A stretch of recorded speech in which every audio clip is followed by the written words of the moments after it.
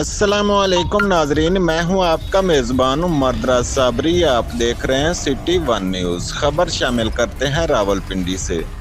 गुज़श्ता रोज़ सबा गुल और उनकी कम्युनिटी ने तहफ़्फ़ुज़ सेंटर में अपने कुछ मुतालबात मनवाए। सबा गुल से बात करते हैं, वो इसी सिलसिला में क्या कहती हैं, रिपोर्ट कर रहे हैं डिस्ट्रिक्ट रिपोर्टर फ़रूक अहमद रावलपिंडी से।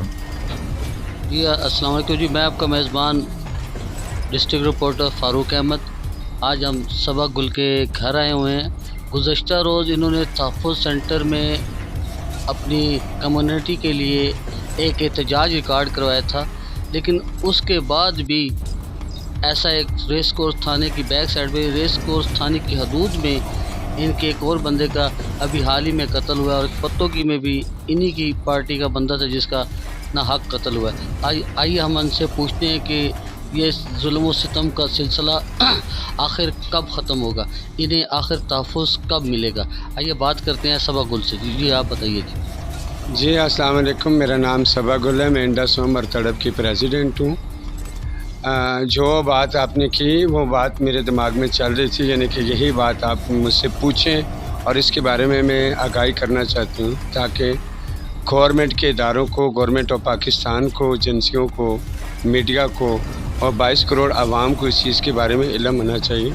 सन 2013 से लेकर सन 2022 की 5वें महीने की 24 तारीख तक, उस वक्त तक मेरे डेटा मेरे पास मौजूद था, जो 3469 लोग, मैं 3 महीने से एक ही जिक्र कर रही हूँ, इतना यानी कि हमारे ट्रांसजेंडर कम्युनिटी के लोगों का कत्ल हुआ।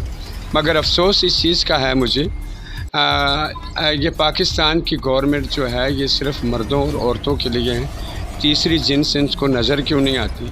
अगर ये हमें इंसान समझते तो एक किसी का भी केस अगर उसके ऊपर पर्चा होता, यानी कि उसको सज़ा मिलती, 3 महीने के लिए उसको अंदर कर देते या कुछ जुर्माना लगाकर उसको सज़ा कर देते, क्योंकि ख्वाजा सरा जो बलादरी आपके जो जिस पे आपको शक था, कातिल पकड़े गए हैं जिन पे FIR पुलिस ने नहीं काटी।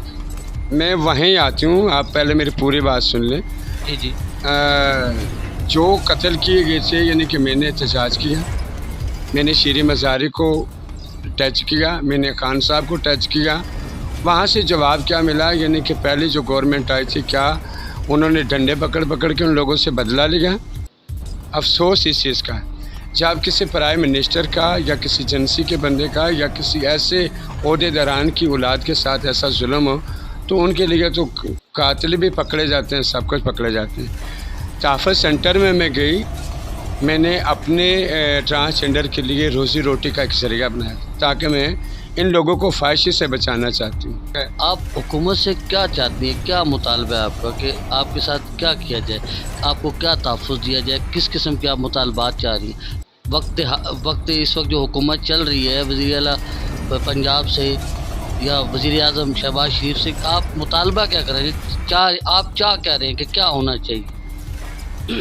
ना उम्मीदों की उम्मीदें जब किरण लाएंगी वो सारी दुनिया देखेगी। आज आप मुझसे ये सवाल कर रहे हैं, हम शुरू लाज से इसी चीज़ की आवाज़ उठा रहे हैं। हुकूमत वक्त से क्या अपील करूं, अगर वो मेरे ख्वाजा सराओं के कत्ल का इंसाफ नहीं कर सके, वो हमें रोज़गार कहाँ से देंगे। हाँ, पेट्रोल इतना महंगा कर दिया, खाने की अशिया, सब्ज़ी, दाल, कपड़ा जुती इतना महंगा कर दिया।